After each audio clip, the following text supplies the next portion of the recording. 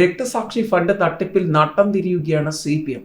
Fund തട്ടിപ്പ് നടത്താൻ ആരെയും അനുവദിക്കില്ല, സജിയെ പാർട്ടി താക്കീത് ചെയ്തിട്ടില്ല എന്ന് MV ഗോവിന്ദൻ ഒരു വശത്ത്. മറുവശത്ത് രാജേന്ദ്രനെ കൈകാര്യം ചെയ്യണമെന്നും മടിച്ചതൊന്നും ഞങ്ങളെ കൊണ്ട് ചെയ്യിക്കരുതെന്നും തീർത്ത് കളയണമെന്ന MM മണിയുടെ ആംഗ്യം. അങ്ങനെ എല്ലാം കൊണ്ടും CPM-ന് ചോദ്യമാണ്.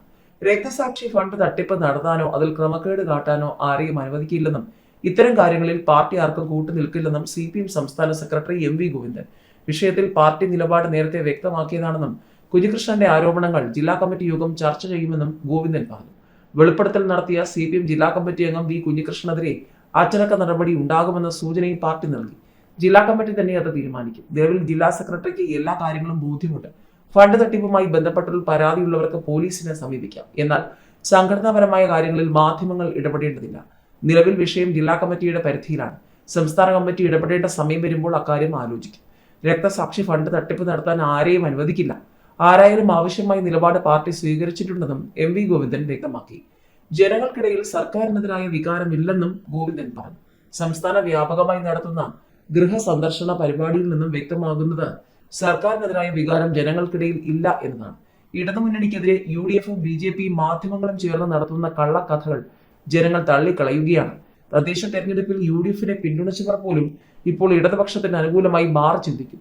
ജനങ്ങളുടെ നിർദ്ദേശങ്ങൾ കൂടി ഉൾപ്പെടുത്തിയാകും വരാനിരിക്കുന്ന പ്രകടന പത്രിക തയ്യാറാക്കുക. ശബരിമല വിഷയത്തിൽ സർക്കാരിനെതിരെ പ്രതിപക്ഷം ഉയർത്തിയ കള്ളക്കഥകൾ പൊളിഞ്ഞു. മാധ്യമങ്ങൾക്കും പ്രതിപക്ഷത്തിനും ആയുധം നഷ്ടപ്പെട്ട അവസ്ഥയാണെന്നും MV ഗോവിന്ദൻ പറഞ്ഞു. തിരുവനന്തപുരത്തിന്റെ വികസനത്തിനായി ബ്ലൂ പ്രിന്റ് പ്രഖ്യാപിക്കുമെന്ന് കൊട്ടിഘോഷിച്ചുവെന്ന പ്രധാനമന്ത്രി ഒരു പ്രഖ്യാപനവും നടത്താതെ മടങ്ങിയത് നിരാശാജനകമാണെന്നും ഗോവിന്ദൻ വിമർശിച്ചു. കേരളത്തിന് അതിവേഗ പാത അത്യന്താപേക്ഷിതമാണ്. ഇതിനായി സാധ്യമായ എല്ലാ വഴികളും സർക്കാർ പരിശോധിക്കും. മതനിരപേക്ഷതയിൽ CPM വെള്ളം ചേർക്കില്ല. പൊതു സ്വീകാര്യതയില്ലാത്ത ഒരു നിലപാടും പാർട്ടി അംഗീകരിക്കില്ല. സജി ചെറിയാന്റെ പരാമർശമോ അദ്ദേഹം ഖേദം പ്രകടിപ്പിച്ചതോ പാർട്ടി നിർദ്ദേശപ്രകാരമല്ല. അദ്ദേഹത്തെ പാർട്ടി താക്കീത് ചെയ്തിട്ടില്ല.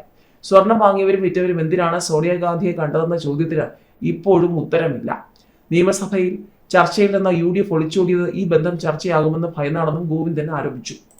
ഇതിനിടെ BJP-യിൽ ചേർന്ന CPM-ന്റെ ദേവികുളം മുൻ MLA S രാജേന്ദ്രനെതിരെ ഭീഷണിയുമായി മുതിർന്ന CPM നേതാവും മുൻ മന്ത്രിയുമായ MM മണി. രാജേന്ദ്രനെ സഖാക്കൾ കൈകാര്യം ചെയ്യണമെന്നും ഫണ്ട് ചെയ്യാൻ മടിച്ചതെന്നും ഞങ്ങളെ കൊണ്ട് ചെയ്യിപ്പിക്കരുതെന്നും MM മണി മൂന്നാറിൽ നടന്ന പൊതുയോഗത്തിലെ പ്രസംഗത്തിൽ പറഞ്ഞു. പാർട്ടിയെ വെല്ലുവിളിച്ചാൽ എന്ത് ചെയ്യണമെന്ന് എന്റെ ഭാഷയിൽ പറഞ്ഞാൽ എന്ന് പറഞ്ഞ ശേഷം തീർത്തു കളയണമെന്ന രീതിയിൽ കൈകൊണ്ടുള്ള ആംഗ്യവും മണി കാണിച്ചു. ക്ഷമിച്ചു നിൽക്കുന്നതാണ്. RSS-ലോ BJP-യിലോ എവിടെ ചേർന്നാലും CPM-നൊന്നുമില്ല. ഉണ്ട ചോറിന് നന്ദി കാണിക്കണം. രാജേന്ദ്രന്റെ ഭാര്യയ്ക്കും ജീവിതകാലം മുഴുവൻ പെൻഷൻ മേടിച്ചു കഴിയാം. രാജേന്ദ്രൻ ചത്തുപോയാൽ ഭാര്യയ്ക്ക് പെൻഷൻ കിട്ടും. ജനിച്ചപ്പോൾ മുതൽ MLA ആക്കി ചുമക്കാനുള്ള ബാധ്യത പാർട്ടിക്കില്ല. പാർട്ടിയിൽ നിന്നും ആനുകൂല്യങ്ങൾ നേടിയെടുത്ത് വെല്ലുവിളിച്ചാൽ MM മണിയാണെങ്കിലും തല്ലിക്കൊല്ലണമെന്നും MM മണി പറഞ്ഞു.